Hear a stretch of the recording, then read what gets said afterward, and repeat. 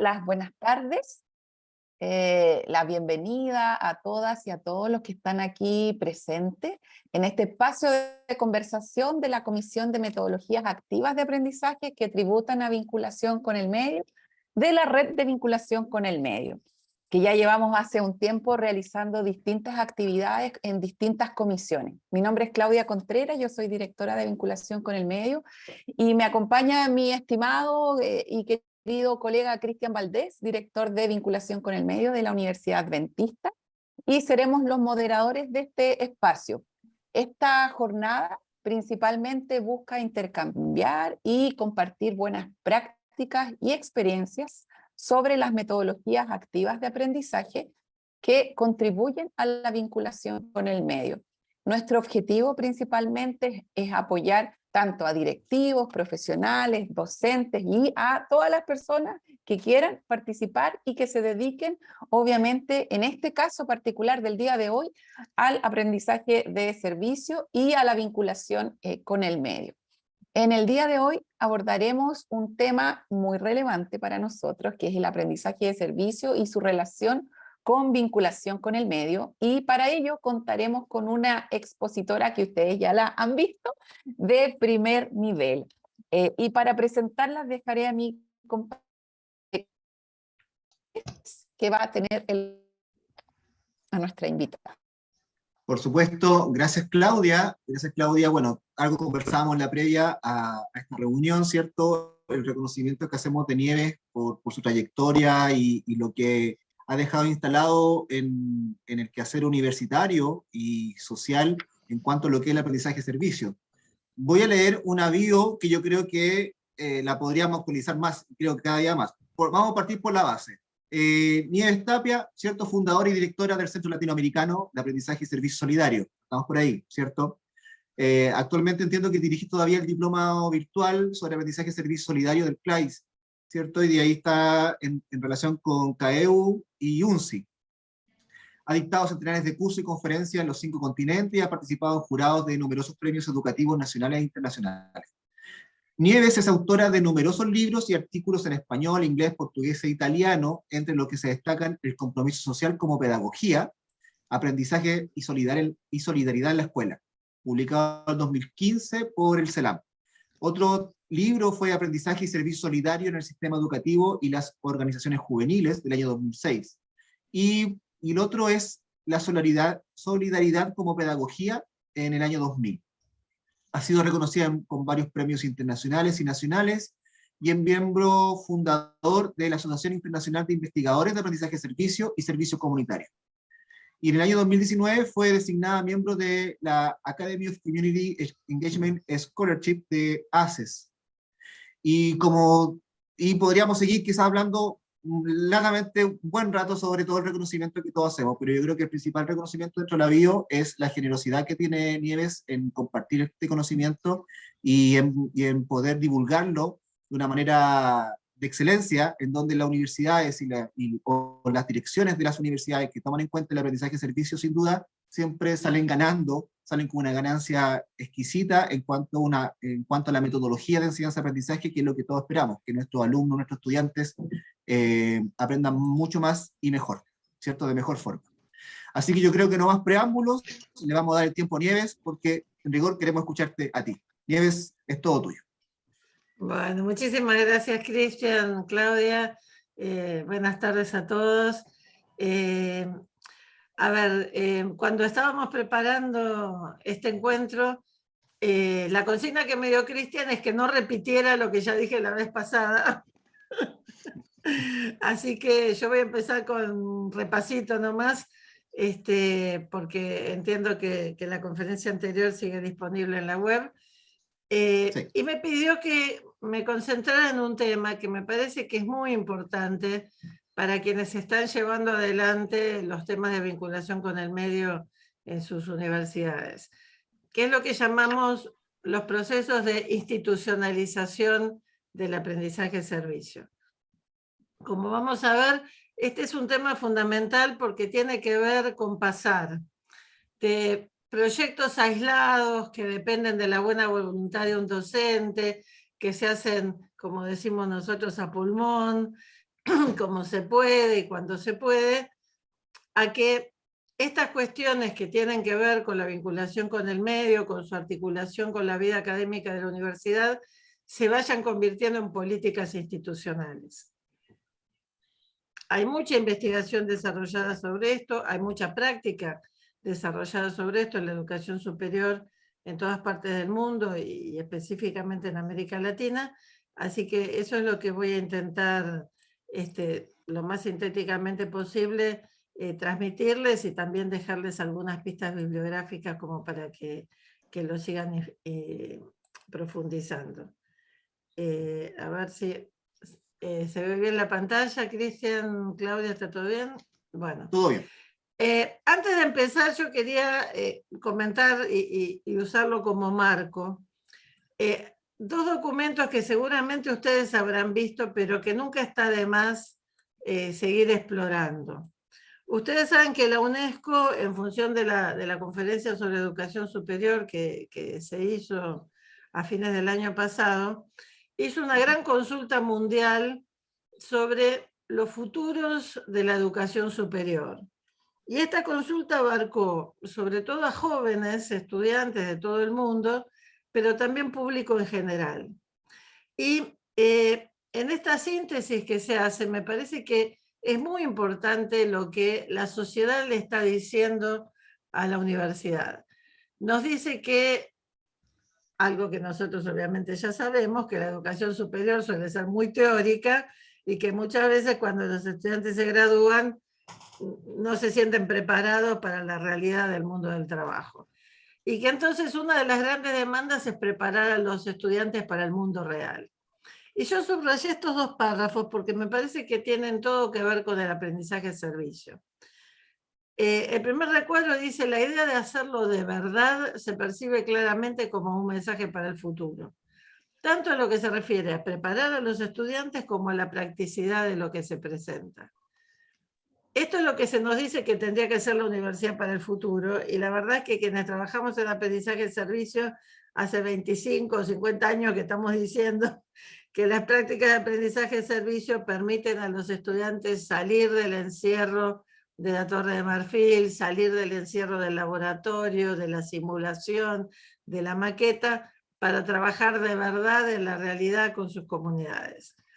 Y por otro lado, hay un tema que me parece que es un tema central, que es la cuestión de la relevancia de lo que estudiamos, investigamos y enseñamos. Está esta percepción muy instalada sobre la desconexión entre lo que hace la educación superior y lo que la sociedad espera de ella. En otras palabras, según la consulta pública, todo lo que hace la enseñanza superior debería estar al servicio de la sociedad y las comunidades. Esto puede parecer casi obvio, y en todas nuestras declaraciones de misión de nuestras universidades, todos decimos que estamos para servir a la comunidad, a nuestro país, al mundo, pero la verdad es que después en la vida cotidiana escribimos papers para que nos lean los 15 que están especializadísimos en el recorte de conocimiento en el que estamos trabajando, papers que normalmente se escriben en lenguajes académicos tan exclusivos que el público no puede entenderlos. Y yo quisiera sintetizar esta visión que nos da la encuesta con una sola imagen. Hace 50 años que los investigadores universitarios saben de la gravedad del problema del cambio climático y del calentamiento global. Pero una adolescente sueca enojada hizo mucho más que todos nuestros académicos por instalar el tema en la opinión pública. Y esto nos está diciendo que aun cuando investiguemos cuestiones que son relevantes para la vida de nuestro país y del mundo, si no logramos que sean relevantes, que sean comunicables, que tengan que ver con la vida real, seguiremos encerrados en el mundo académico. Si pensamos que aún durante el peor momento de la epidemia del COVID, había universidades que debatían si compartir sus investigaciones sobre el COVID con otras universidades, porque el conocimiento es una propiedad que puede generar ingresos y entonces no querían compartirlo. Y eso generó todo un debate en la comunidad científica en el primer año de la epidemia, de la pandemia. Pero hubo un segundo debate que muy pocos le prestaron atención, que era el debate de en qué medida las investigaciones sobre el COVID se trasladaban hacia la población en general. Cómo lo que se iba sabiendo sobre cómo se contagiaba el COVID nos llegaba a los pobres ciudadanos de a pie, que estábamos bombardeados por teorías falsas, remedios milagrosos, las declaraciones de Trump de que con la bandina se curaba todo. Bueno, ese tipo de cuestiones nos plantea realmente la relevancia de lo que hacemos desde la universidad para el medio y para la sociedad en general. Un segundo documento de la UNESCO que quisiera traer a su atención y que, bueno, fue publicado en español por primera vez en Chile, así que quizás ustedes están más familiarizados con él. Sí. Reimaginar juntos nuestro futuro es un nuevo contrato social para la educación. Justamente lo que dice es que las nuevas generaciones se van a enfrentar a problemas tan complejos que ya no hay soluciones individuales frente a esos problemas. Y que entonces, más que pensar en términos de la educación de las personas, como había sido el famoso documento de Delors, este documento al que algunos llaman el Delors II, más que pensar en el aprender a aprender, aprender a hacer y aprender a hacer individualmente, se enfoca en lo que era el cuarto pilar de la educación del futuro del que hablaba el documento de Delors, que es el aprender a vivir juntos. Este documento dice que el futuro exige pedagogías que promuevan la cooperación y la solidaridad, y exigen un aprendizaje participativo, colaborativo, de resolución de problemas, interdisciplinario, intergeneracional e intercultural. Estas son las hermosas declaraciones que suelen hacer los documentos de los grandes especialistas, delante de los cuales algunos docentes nos preguntamos, bueno, está todo muy lindo, pero ¿cómo se hace? Bueno, este documento avanza en el cómo y sugiere 3 grandes líneas pedagógicas para superar la educación del pasado y construir la educación del futuro. Y las 3 grandes líneas pedagógicas que propone son el aprendizaje en base a proyectos, la investigación de acción participativa y el aprendizaje servicio. Si buscan en la página, creo que es 95 del documento, y también más adelante van a encontrar varias menciones explícitas al aprendizaje servicio. Y es la primera vez que la UNESCO así lo nombra con nombre y apellido. Entonces, estamos en un momento que hay que aprovechar, en donde los organismos internacionales están avalando una línea de trabajo en la que venimos desde hace años para tomar impulso y poder usar estas declaraciones, acá está el texto que les mencionaba, para impulsar las pedagogías comprometidas con la comunidad y el aprendizaje de servicio. La vez pasada decíamos, aún antes de que la UNESCO descubriera el aprendizaje de servicio, que la idea de las 3 misiones o los 3 pilares de la universidad en este momento están siendo superadas por una visión de una universidad en donde las misiones puedan ser articuladas por los que algunos autores como François Vallée llaman el cuarto pilar, que tiene que ver con la gestión institucional. El hecho de que haya quienes a nivel de la conducción de la universidad se ocupen de la vinculación con el medio, ya es un paso importante. El paso siguiente es ver cómo la preocupación por la vinculación con el medio se articula con la docencia y la investigación. Y ahí, en ese lugar donde convergen docencia, investigación, vinculación con el medio, es que encontramos a los proyectos AMACES en Chile, Aprendizaje y Servicio Solidario en otros países latinoamericanos. En esta perspectiva que decía ya en 2009 el británico Younger, el compromiso social ya no es visto como un tercer pilar, sino más bien como una aproximación crítica a nuestras actividades de enseñanza e investigación. La gran pregunta no es si están por un lado los serios y por otro lado los comprometidos. La pregunta central del siglo XXI es: no somos serios si no somos relevantes para la sociedad. Y tenemos que cuestionar a nuestra docencia y a nuestra investigación hasta que sea relevante y podamos responder afirmativamente a la pregunta de si la sociedad está escuchando lo que nosotros decimos y lo que nosotros decimos es útil para la sociedad. Desde este esquema, tenemos que decir que la gestión institucional es lo que abarca las políticas institucionales en su conjunto. Lo llamemos RCU, lo llamemos compromiso, lo llamemos vinculación con el medio. Es la gestión institucional la que de alguna manera tiene que articular todo. El aprendizaje de servicio solidario necesita de este apoyo para poder realmente articular docencia, investigación y tercera misión o vinculación con el medio.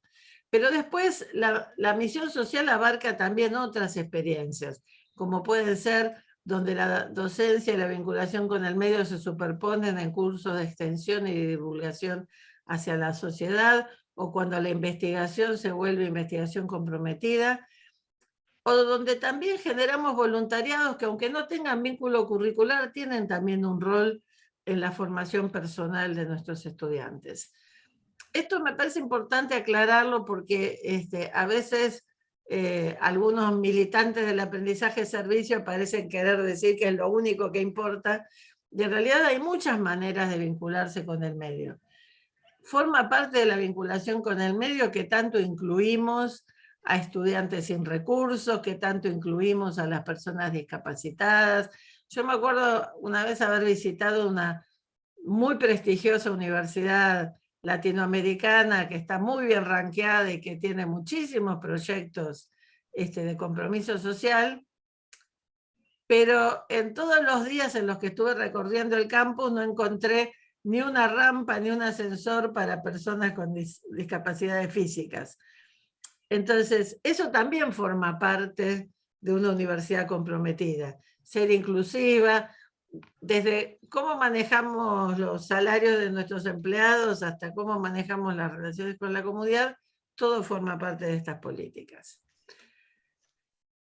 De hecho, si pensamos lo que sucedió durante la pandemia, yo acá traje el ejemplo de algunas universidades, las fotos en universidades argentinas, pero creo que puede haber pasado lo mismo en muchas otras partes y también en Chile.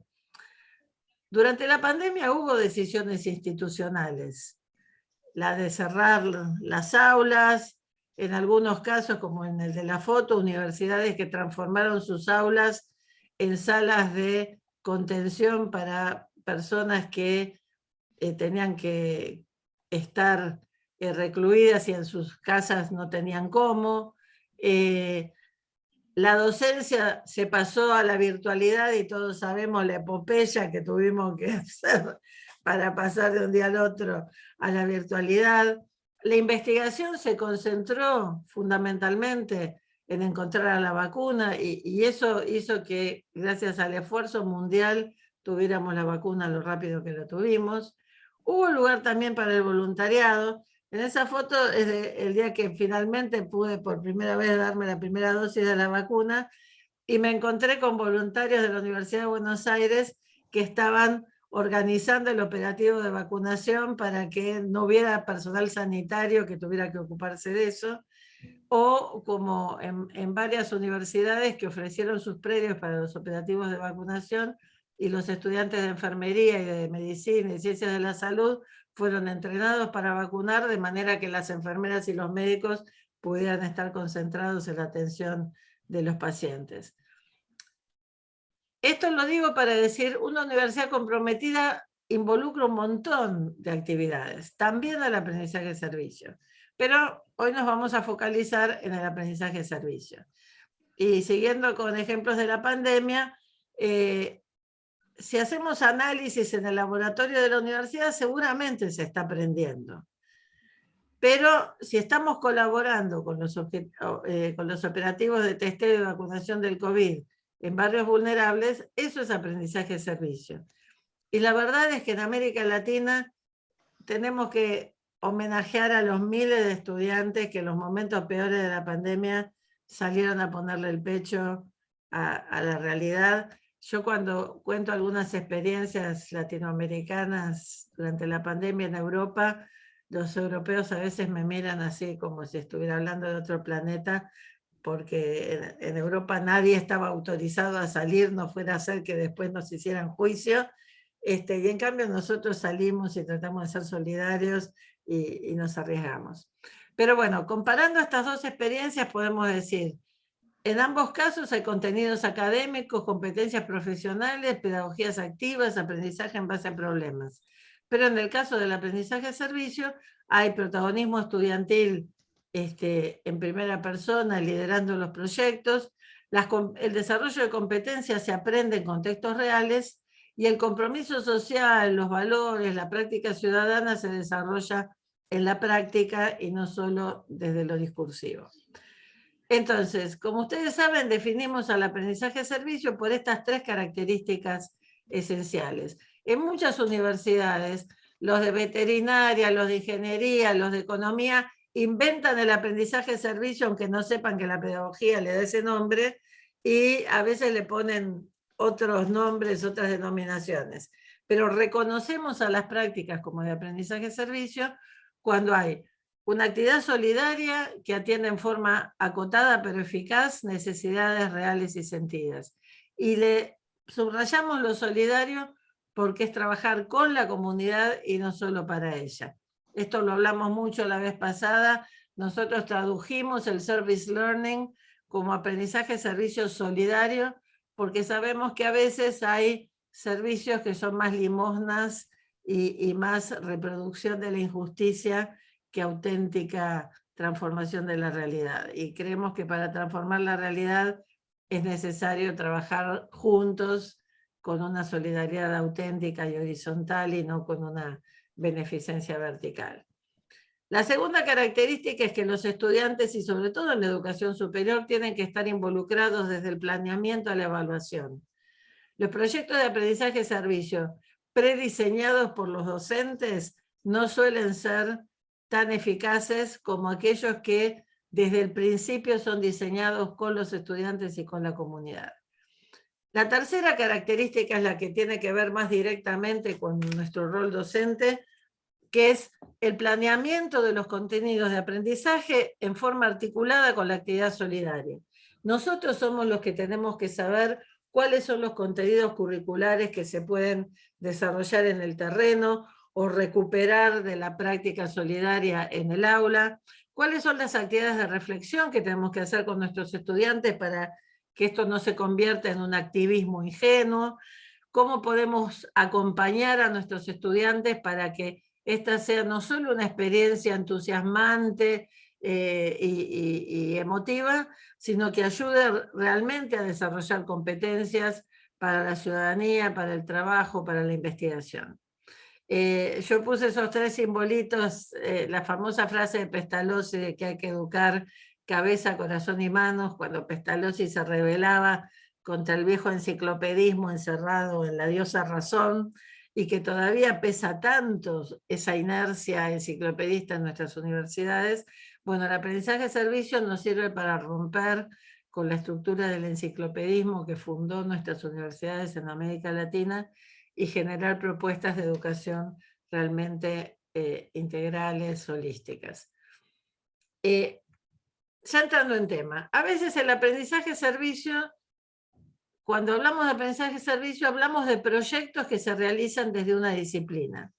Las fotos que ven son de aulas y laboratorios de la carrera de nanotecnología en una universidad en Assam, en la India, pero lo que se estudia y lo que se investiga en el aula se utilizó para encontrar un dispositivo que utiliza la nanotecnología para poder filtrar el agua contaminada en aldeas que hace milenios que consumen agua de baja calidad, agua contaminada. Los estudiantes diseñaron estos dispositivos, diseñaron estos tanques que tienen paneles solares para alimentar el filtro nanotecnológico, y la universidad contribuyó con los recursos para instalar estos tanques de agua. Cada año los estudiantes instalan estos tanques en distintas aldeas, y lo que se aprende un año pasa a la generación siguiente para mejorar y perfeccionar el proyecto. Este sería un típico proyecto de aprendizaje-servicio. Hay aprendizajes disciplinares, hay protagonismo de los estudiantes, hay un impacto realmente solidario en la calidad de vida de la comunidad. Pero a veces generamos también proyectos interdisciplinarios que necesitan otro tipo de vinculaciones intrainstitucionales. Este caso es un proyecto hecho en la Universidad Javeriana de Cali, en Colombia. Ustedes saben que Cali es tristemente célebre por el narcotráfico, por los carteles, y la universidad abordó un problema realmente complejo, el de los pequeños productores de café que subsisten en el Valle de Cauca, cerca de Cali, un lugar en donde por décadas ha sido más rentable plantar coca para venderle a los narcotraficantes que seguir con la producción tradicional del café. Los que somos viejos nos acordamos de Juan Valdés. Bueno, Juan Valdés ya casi no existe porque sus tierras se repartieron y se dedicaron a otra cosa, y la universidad se volcó a colaborar con estas pequeñas cooperativas de pequeños productores, y entonces los de agronomía contribuyeron a que estas cooperativas pudieran desarrollar un cultivo orgánico de café de mayor calidad para poder agregar valor a la producción. Y los de economía, los de marketing, los de diseño gráfico, trabajaron para crear una marca, Garitea.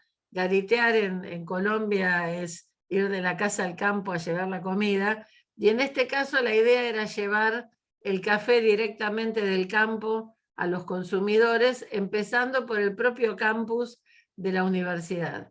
Entonces se diseñó el packaging, la marca, y la universidad construyó en su campus una casa alero, una casa hecha con materiales de la región, un modelo de casa sustentable que había ganado muchos premios internacionales, y así nació el primer Café Garitea.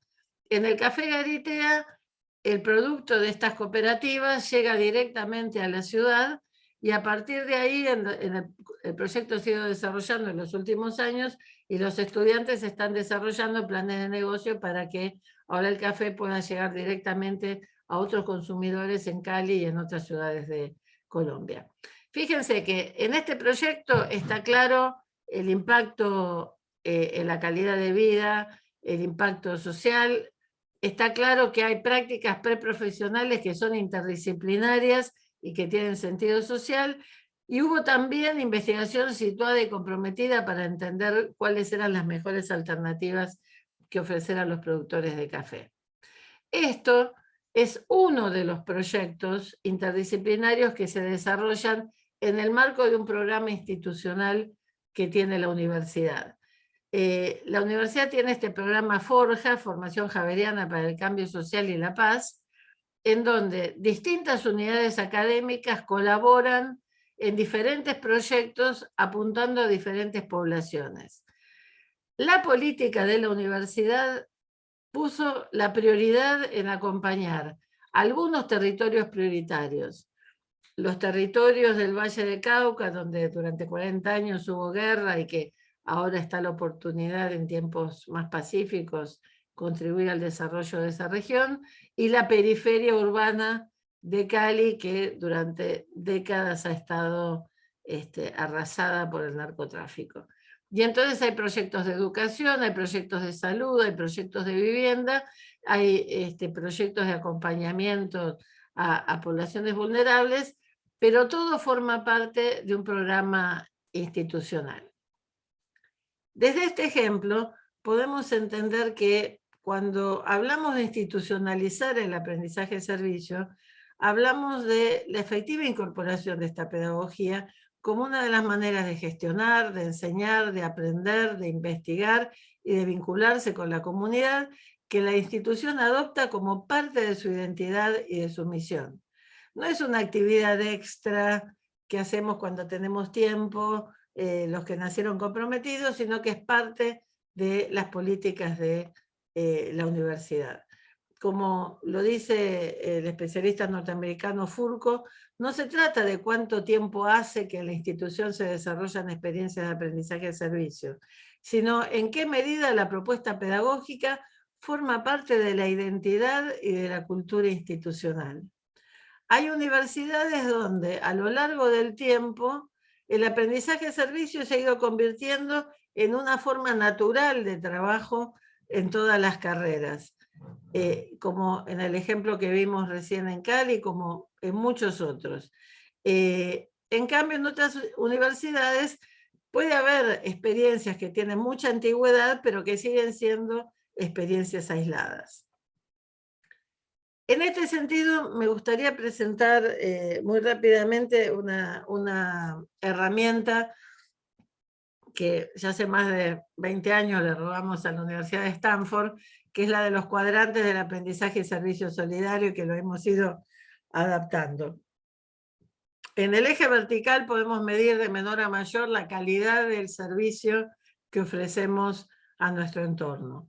Y en el eje vertical, la calidad de aprendizajes que nuestros estudiantes adquieren y desarrollan a lo largo de la práctica solidaria. Esto nos deja delimitados estos 4 cuadrantes. En los cuadrantes inferiores tenemos, por un lado, cuando los estudiantes salen a terreno, pero no hay una intencionalidad solidaria de vinculación con el entorno. Por ejemplo, y a propósito, para que vean lo universal que es el aprendizaje del servicio, voy a usar fotos de una universidad en la que estuve, que tiene experiencias maravillosas, que es la Universidad Nacional de Malasia. La universidad tiene un megaproyecto de investigación comprometida en un parque nacional cercano a la universidad, en donde investigadores de la universidad monitorean la preservación de este ecosistema que es muy único. Los estudiantes van a hacer visitas de estudio a este parque nacional, a este ecosistema, para conocerlo. Pero no es que contribuyen ni a la preservación, ni al cuidado, ni hacen nada en función del parque nacional. En el otro extremo, también en el siguiente cuadrante inferior, hablamos de iniciativas solidarias ocasionales y asistemáticas. Es lo que normalmente llamamos las campañas, ¿no? Hay una inundación, atendemos a los inundados. En el caso de la UCAE, de la Universidad de Malasia, vino el tsunami y salieron todos de voluntarios a tratar de ayudar a las víctimas del tsunami.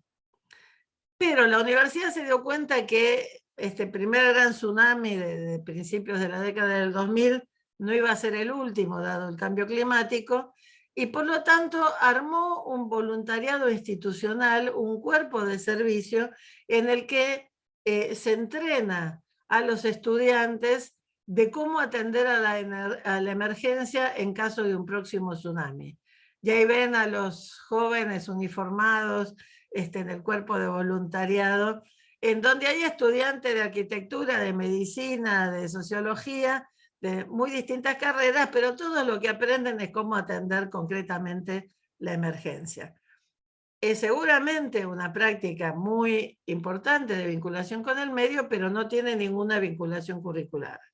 En cambio, hablamos de aprendizaje-servicio cuando el servicio que se presta a la comunidad tiene que ver directamente con la formación profesional. En este caso, los estudiantes de medicina de la universidad participaron de una gran campaña nacional organizada por el Ministerio de Salud de Malasia para poder controlar la visión de las poblaciones rurales que no tienen acceso normalmente a un oftalmólogo. Y entonces los estudiantes de la universidad salieron a las regiones rurales y contribuyeron a que miles de personas pudieran tener un chequeo visual y acceder a anteojos o a otras intervenciones. Entonces, el compromiso de la universidad está en todos estos aspectos, en ofrecer conocimiento, en ofrecer voluntariado y en ofrecer aprendizaje-servicio. Pero el aprendizaje-servicio se diferencia de los otros tipos de intervención en que tiene el mismo rigor académico que tendría un trabajo de campo y la misma pasión solidaria que tiene una actividad de voluntariado. ¿Cómo hacemos para que el aprendizaje-servicio llegue a ser institucional? Bueno, aquí la experiencia lo que muestra es que normalmente se necesita la convergencia de dos tipos de movimientos. Lo que se suele llamar top-down, se necesita decisiones de arriba hacia abajo de política institucional. Se necesita que las autoridades se convenzan de la importancia del aprendizaje-servicio, le den apoyo, le den sustentabilidad, contribuyan a evaluarlo rigurosamente y le puedan dar visibilidad. Pero la experiencia también muestra, y enseguida vamos a ver algunos casos, que se necesita también una fuerza de abajo para arriba, sin la cual las decisiones institucionales pueden quedar solo en buenas intenciones. Y esto es lo que llamamos la necesidad de formar una masa crítica. Se necesita que haya docentes y estudiantes comprometidos que desarrollen buenas prácticas, que contagien con sus buenas prácticas y que vayan generando los mecanismos de alianza con las organizaciones de la comunidad, de generar aliados para estas prácticas y que tengan este efecto de demostración y de verdadero contagio. Hay un libro precioso escrito por Rosario Valle del Centro de Promoción del Aprendizaje y Servicio de Cataluña, que habla sobre la historia de la difusión del aprendizaje y servicio en España desde principios del 2000 hasta ahora. Y el libro se llama La historia de un contagio. Y bueno, fue hecho antes de la pandemia, donde la palabra contagio no nos daba tantos escalofríos, pero realmente es este efecto. Y a veces decimos que el aprendizaje y servicio bien hecho puede ser más contagioso que el COVID. Entonces, ¿cómo funcionan estos procesos de institucionalización? Vamos a ver dos casos un poco paradigmáticos. En esta diapositiva yo intenté sintetizar las distintas formas de aprendizaje-servicio que hoy, 2023, está desarrollando institucionalmente la Universidad de Buenos Aires. Básicamente hay tres tipos de programas que son institucionales. Un programa que se coordina desde la Secretaría de Extensión, que se llama UBA en Acción. UBA en Acción ha instalado en los barrios más pobres de la ciudad de Buenos Aires, lo que nosotros llamamos villas miseria, ha instalado centros de la universidad. Ahí en la foto que habla de derecho se ve uno de esos centros.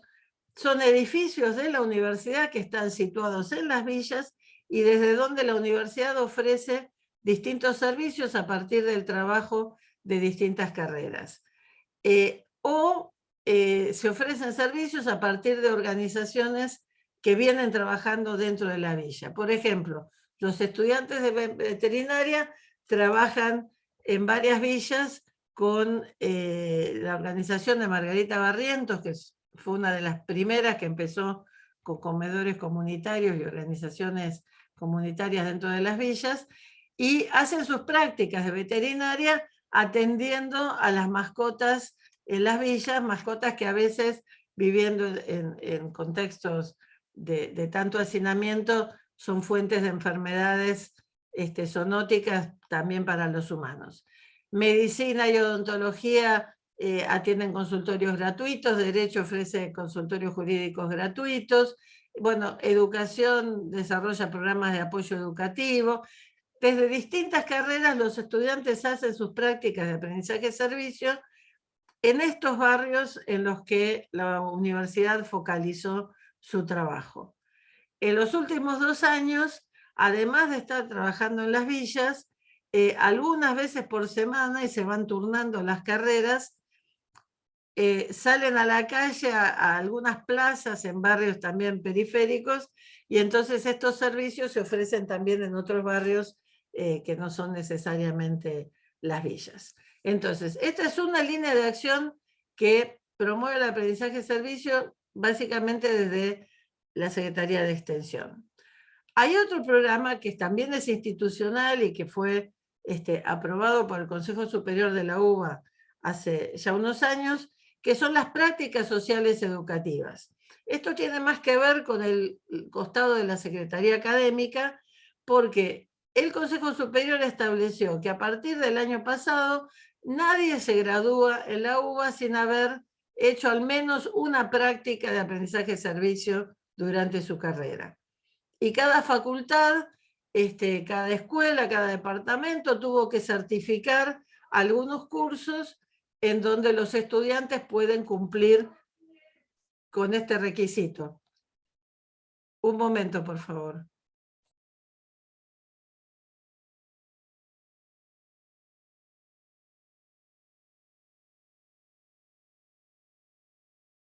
Discúlpeme un minuto.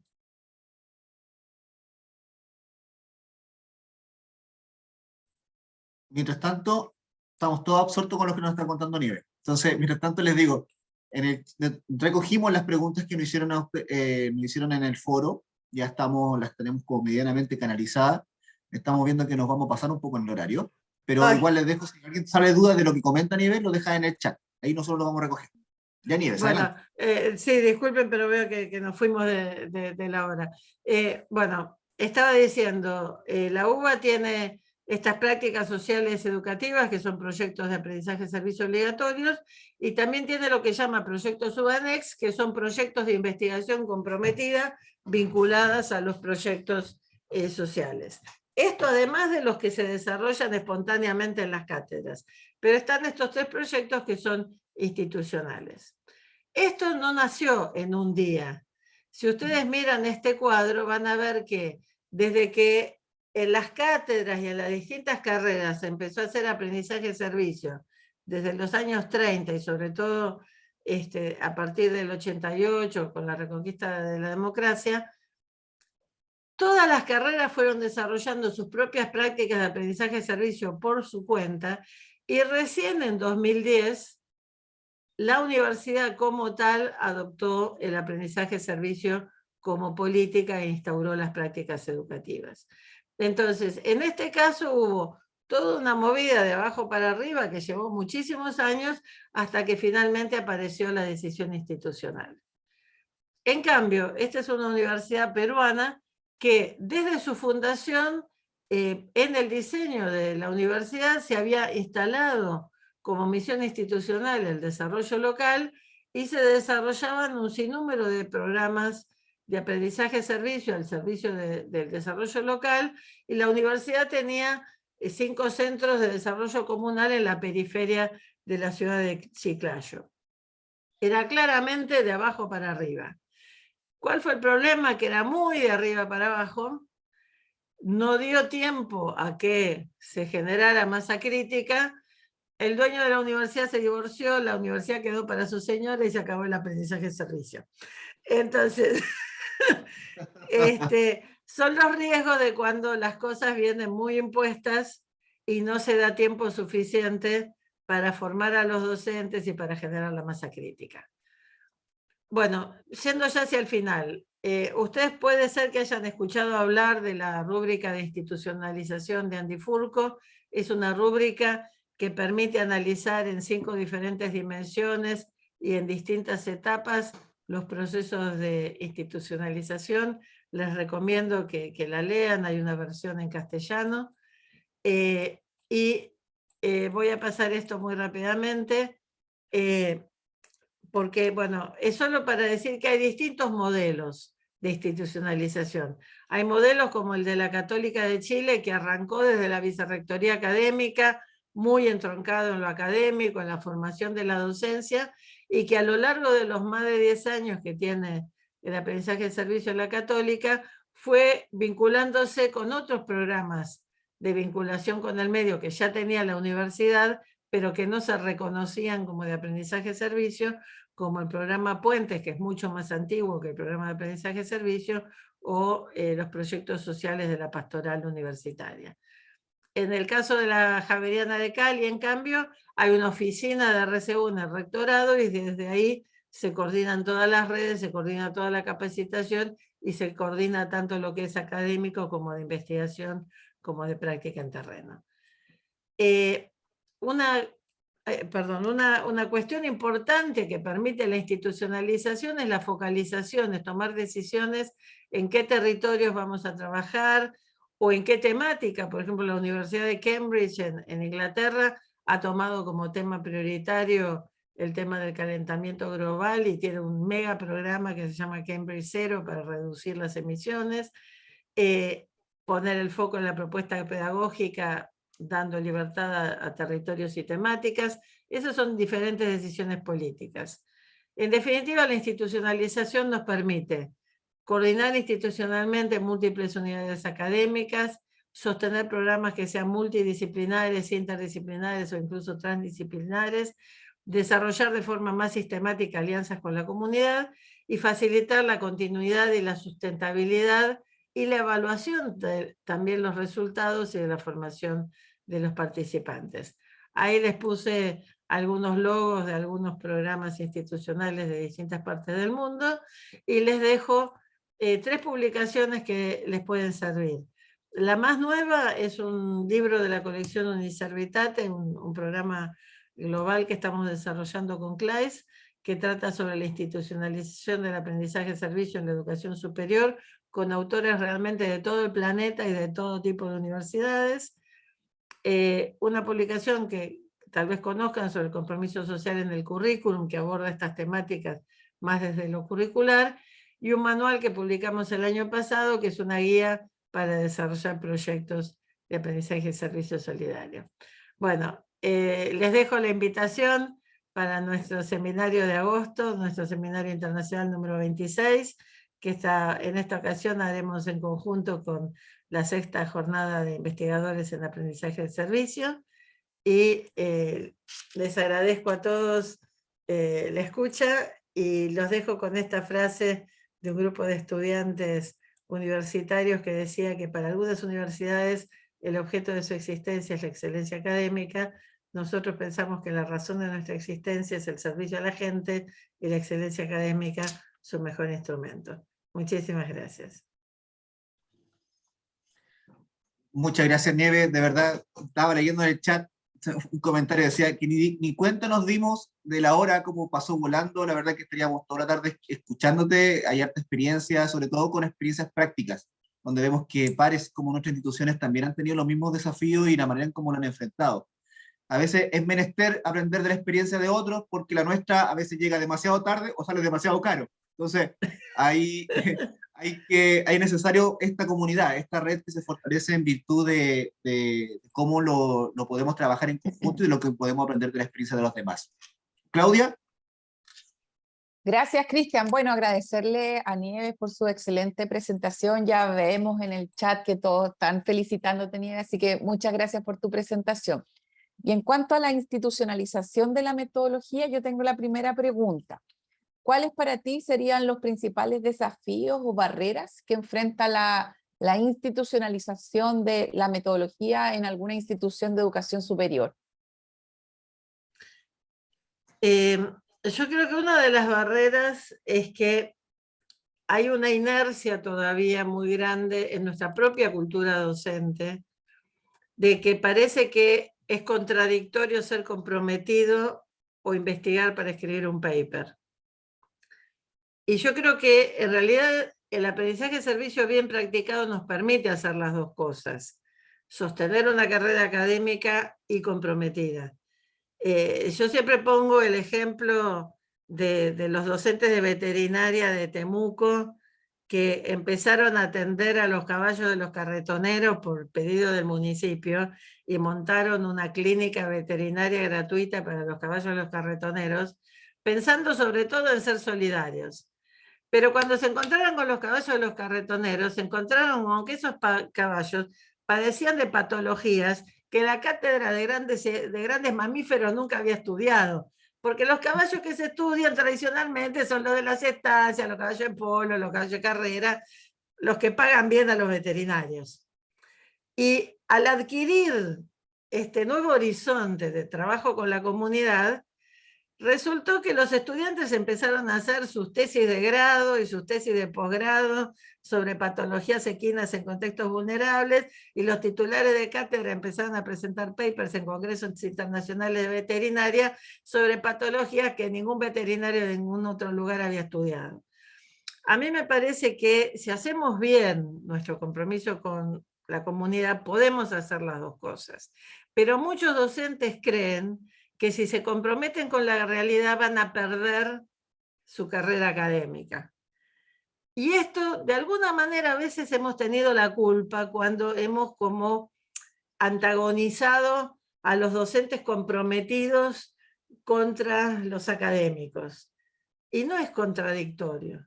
Me parece que por eso yo arranqué con la primera diapositiva. Tenemos que empezar a articular las misiones, porque si seguimos con esta historia de los 3 pilares y las 3 misiones, los comprometidos vamos a quedar siempre encerrados en lo que se hace si se tiene tiempo y no en el corazón de la universidad, en la producción de conocimiento y en la docencia. Después es cierto, bueno, habría mucho para decir, pero me parece que eso es lo principal. Muchas gracias, Nieves. Sí, ¿Cristian? estaba pensando en que finalmente el mismo nombre lo dice, cuando queremos institucionalizar, por ejemplo, la MAESE, nace de la misma institución, o sea, de la filosofía, de mi razón de ser. De ahí nace, de ahí todo debiera fluir de alguna manera. Nieves, pero yo te quiero llevar a otro ámbito, un poquito. Ahora, que también esta pregunta lo hizo la audiencia, lo hizo previamente, como, no sé si te comenté, pero tenemos desde ayer un formulario, es, ¿qué le quieres preguntar a Nieves? Le pusimos. Entonces, hay varias preguntas, vamos a seleccionar algunas, nada más, por supuesto, que no nos da el tiempo, nos gustaría quedarnos más tiempo, pero la verdad que hay que ser acotado, pero tiene que ver con nuestra naturaleza como red. Nosotros como red no solamente integramos universidades, sino que también integramos centros de formación técnica, educación técnico-profesional, y también todo lo que tiene que ver con instituciones que hacen educación online, ¿ya? O educación a distancia, o educación virtual. Entonces, una de las preguntas fue, y que creo que es muy precisa, es ver si tú tienes alguna experiencia de cómo se puede aplicar A+S en este tipo de instituciones en donde lo tangible es más difícil de poder observar o de poder hacer tangible, como dice el concepto. Sí. A ver, es una muy buena pregunta. La verdad es que la pandemia nos obligó a todos a hacer aprendizaje-servicio virtual. Y ha habido como una explosión de estudios y de investigaciones sobre el aprendizaje-servicio virtual. Yo tengo que confesarles que cuando en los primerísimos días de la pandemia, en CLAI nos preguntábamos si iba a ser posible sostener el aprendizaje-servicio con el planeta encerrado en sus casas. Y colgamos de nuestra página un planiferio y pusimos un llamado: si ustedes siguen haciendo aprendizaje-servicio, ubíquense en el mapa. Y para nuestra propia sorpresa, en pocos días había más de 200 experiencias en toda América Latina, en España. Es muy creativa la gente que hace aprendizaje-servicio y hay muchas buenas prácticas. Yo ahora no tengo tiempo de contar todos los ejemplos, pero hay una publicación, si entran en la parte de recursos de CLAIS, hicimos una publicación específica sobre aprendizaje-servicio en la virtualidad, en donde hay experiencias virtuales. Ahí se está despidiendo Arturo Escobar, que es uno de esos grandes veterinarios que comentaba antes. Él estaba en la Universidad Austral, en Valdivia. Hay universidades que han hecho aprendizaje-servicio híbrido, pero hay muchas universidades que tienen 100% virtual y que están haciendo aprendizaje-servicio. Pienso, por ejemplo, la UNADE, la Universidad de Distancia de España, que es una mega universidad y que desde hace varios años tiene un departamento de aprendizaje-servicio en donde hacen experiencias incluso internacionales, en donde estudiantes de su universidad están enseñando castellano a estudiantes universitarios en África, o trabajando juntos cuestiones de filosofía, de ética, de distintas asignaturas. Así que los invito a leer la publicación porque es un tema muy amplio, pero la respuesta sintética es totalmente posible hacer aprendizaje de servicio en forma virtual, desde apoyo escolar hasta apoyo sanitario. Pienso en los kinesiólogos de la Católica de Chile, los estudiantes de kinesiología, que hacían hacer ejercicios a los ancianos que ya no podían ir al consultorio municipal a hacer sus ejercicios, y que los guiaban uno a uno en la práctica en forma virtual, y eso era una excelente práctica preprofesional para los estudiantes y un tremendo apoyo para esos ancianos que habían quedado encerrados. Perfecto, muchas gracias, Nieves. Nos deja claro que finalmente no hay una justificación para hacer aprendizaje de servicio en cualquier modalidad, en cualquiera.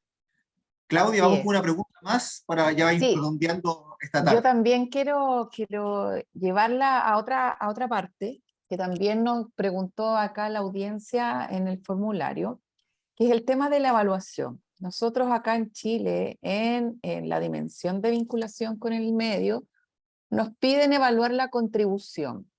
Por suerte ya transitamos a llamarle contribución al impacto. Por lo tanto, no sé si tú conoces experiencias de evaluaciones de contribución de las distintas asignaturas que aplican esta metodología de aprendizaje de servicio. No sé si nos puedes comentar la contribución o el aporte, tanto a nivel interno, o sea, hacia los planes de estudio, hacia las y los estudiantes, como también hacia lo externo, a las comunidades, nuestros socios comunitarios. No sé qué experiencia tú nos podrías comentar. Aquí también los remitiría, porque hay muchísima bibliografía sobre el tema, pero los remitiría sobre todo para ver casos concretos a las actas de las jornadas de investigadores, porque ya desde hace varios años una de las líneas propuestas para las presentaciones a la jornada de investigadores tiene que ver justamente con el monitoreo y evaluación de las prácticas. Yo en esto, dos cosas así bastante generales. La primera es que al ser aprendizaje y servicio tenemos que generar instrumentos para evaluar. Por un lado los aprendizajes y por otro lado la contribución concreta al medio. Y en ese sentido no hay formularios únicos, no hay un recetario que nosotros podamos bajar de algún lado y copiar, porque cada proyecto es único. Y entonces, no sé, si estamos trabajando en la forestación del bosque incendiado del Parque Nacional Los Alerces, el indicador de contribución al medio será el número de árboles plantados, mientras que si estamos trabajando en vacunación será el número de personas vacunadas. Para decir indicadores cuantitativos muy simples, pero puede haber indicadores mucho más complejos. Entonces, nosotros desde el principio del proyecto tenemos que tener claros con qué indicadores, con qué instrumentos, con qué rúbricas vamos a evaluar. Evaluar el aprendizaje es lo que ya sabemos hacer todos. Lo que quizás nos resulta más difícil, sobre todo los que no vienen de las ciencias sociales, es pensar los instrumentos para evaluar el trabajo con la comunidad. Yo, en ese sentido, lo que sí me parece que es general, más allá de los proyectos específicos, es que siempre es recomendable que sean instrumentos que contemplen lo participativo, la evaluación participativa. Necesitamos escuchar lo que nuestros socios comunitarios, lo que los destinatarios del proyecto opinan de nuestra acción. Porque nosotros podemos estar muy contentos de nosotros mismos, pero capaz la comunidad opina otra cosa.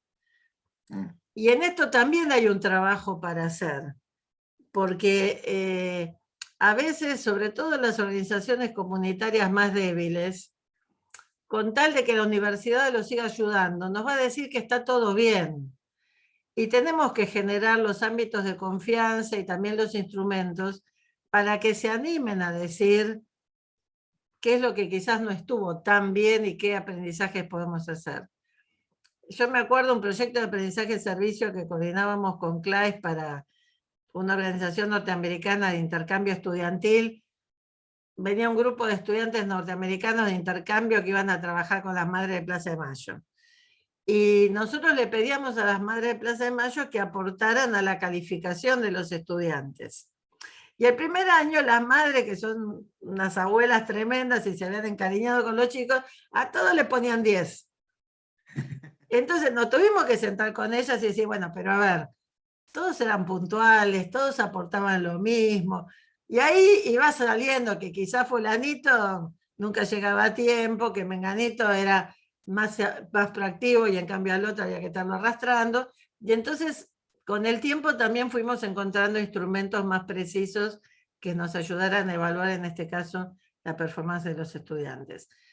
La verdad es que este es un campo que está evolucionando muy rápidamente. Yo justo esta tarde estuve evaluando las presentaciones para ver cuáles se presentan oralmente en la jornada de investigadores, y hay varias universidades que están presentando sus sistemas de evaluación del aprendizaje de servicio que son muy interesantes.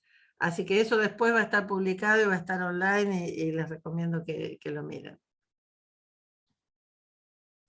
Sin duda vamos a estar atentos a eso, a esa información. Creo que también se abre un campo para todos nosotros como universidades o instituciones de educación superior para de repente crear nuevas metodologías de evaluación en este ámbito y también proponerla a la comunidad para irla perfeccionando en este proceso. Cierro con la última pregunta, y esto con esto cerramos, Nieve, y a todo el equipo le digo lo mismo para que podamos seguir con alguna actividad de la tarde.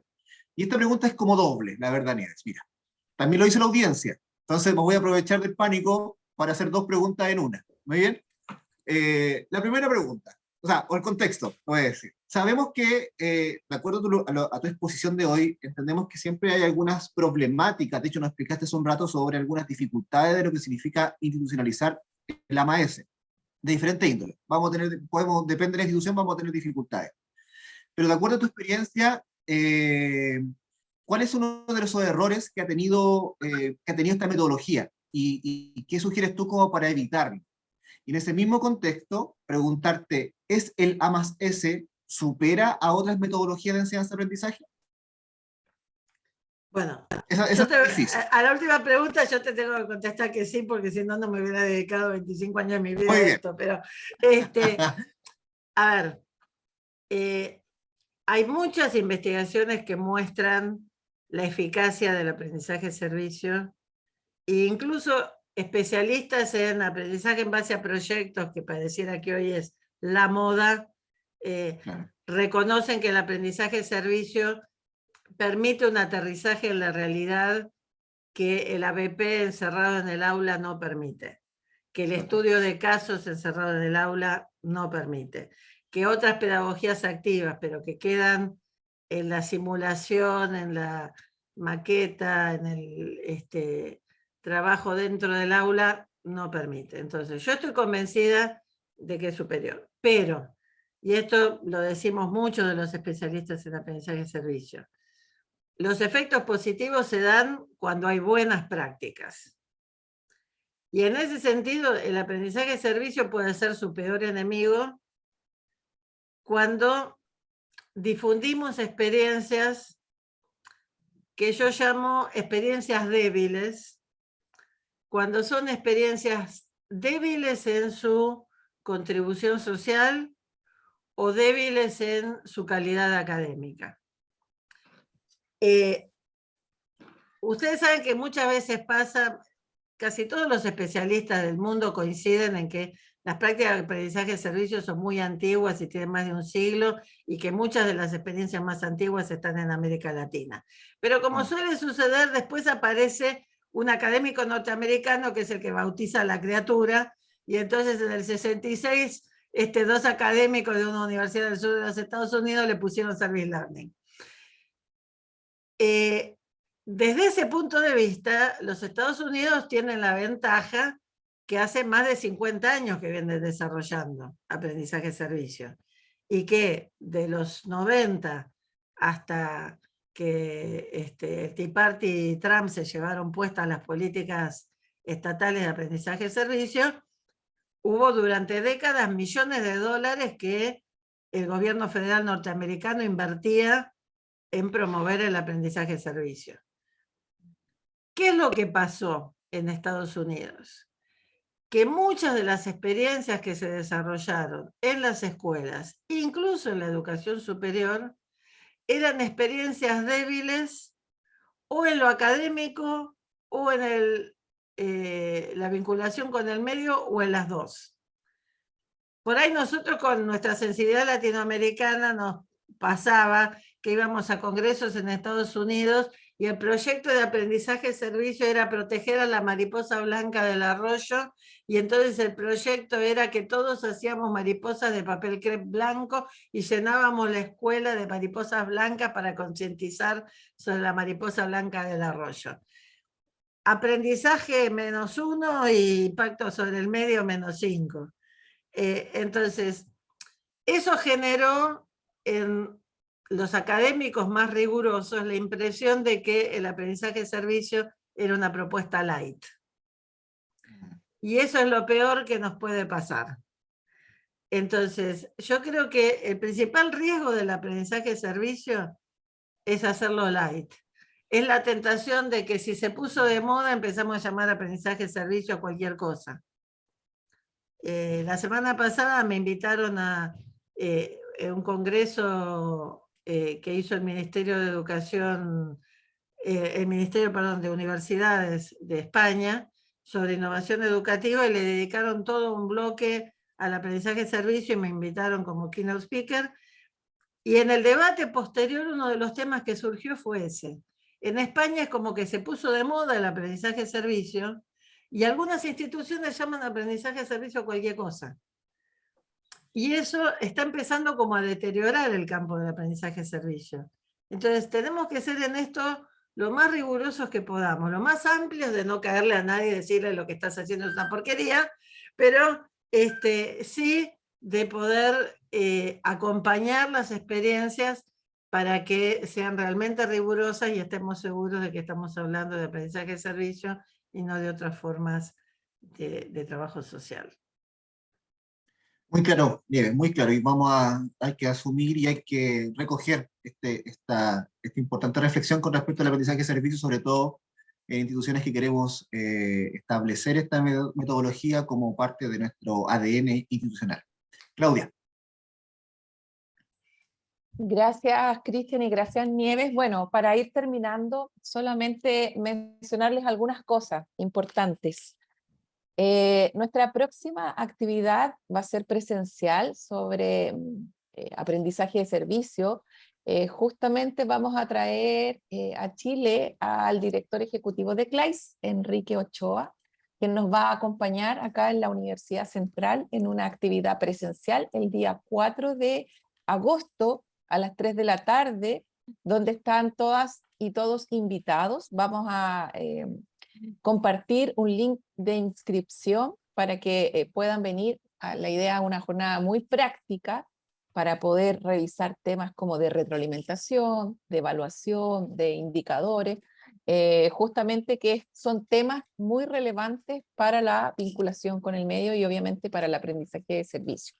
Otra cosa que queríamos hacer antes de ir terminando es una foto, por lo que yo les quiero pedir que puedan abrir sus cámaras para poder sacar una fotito linda y que pueda después ser publicada en las redes de las distintas redes que tiene la red de vinculación con el medio. ¿Ya? Entonces, sonrían, por favor.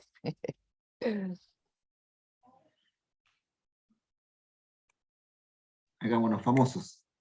Hasta ni hablamos, Claro. que nos quedamos silenciosos para que no vaya a haber ninguna foto. Muy bien, falta una más. Dame un segundo. Oye, agradecer la convocatoria mientras saca la foto, Sí, para que no eso, estemos tan por favor. congelados, ¿cierto?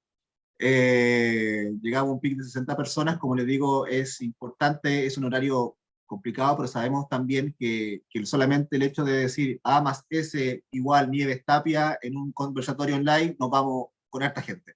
Así que súper agradecido de todas las convocatorias y también ustedes que divulgaron también esta conversación con Nieves. Sí. Clau. Ahí estamos, Cristian. Bueno, más que nada agradecerle a Nieves su disposición, su carisma, su empatía. Es una líder innata en esto de la metodología de aprendizaje de servicios. Somos varias subfans y sus sus seguidores. Yo creo que podemos contribuir y transformar al mundo con esta metodología, soy una convencida de aquello. Por lo tanto, te agradecemos mucho, Nieves, a ti y a tu equipo que han hecho que esto crezca a nivel global. Así que, nuevamente, y estoy segura que toda la audiencia aquí también te manda sus cariños y sus saludos. No sé si hay alguien que quiera escribirle o abrir su Alguien me micrófono. preguntó cómo contactarse, pueden mandar al InfoClass, al correo que figura en nuestra página, y me hacen llegar todos los mensajes. Perfecto. Así que a todos los representantes de las instituciones de distintas regiones acá del país y también de afuera, les agradecemos su asistencia. Así que, Nieves, te dejamos estos últimos minutos para que te despidas de todos. Bueno, muchísimas gracias a todos. Fue un gusto su escucha y su acogida, así que será hasta la próxima. Y no se lo pierdan a Enrique Ochoa presencialmente, porque Enrique también los va a poder ayudar mucho. Muchas gracias. Gracias a todos. Y le vamos a enviar el link de esta grabación para que podamos todos volver a repetir. Y además que lo que viene con Enrique Ochoa va a ser como la segunda parte de esta que ya inició Nieves con nosotros. Muy bien, querida comisión, estamos libres, liberados. Muchas gracias a todos y nos vemos en el próximo evento. Atentos a las redes sociales para que nos podamos comunicar y podamos encontrarnos nuevamente. Un abrazo, que estén todos bien. Cuídense. Chao.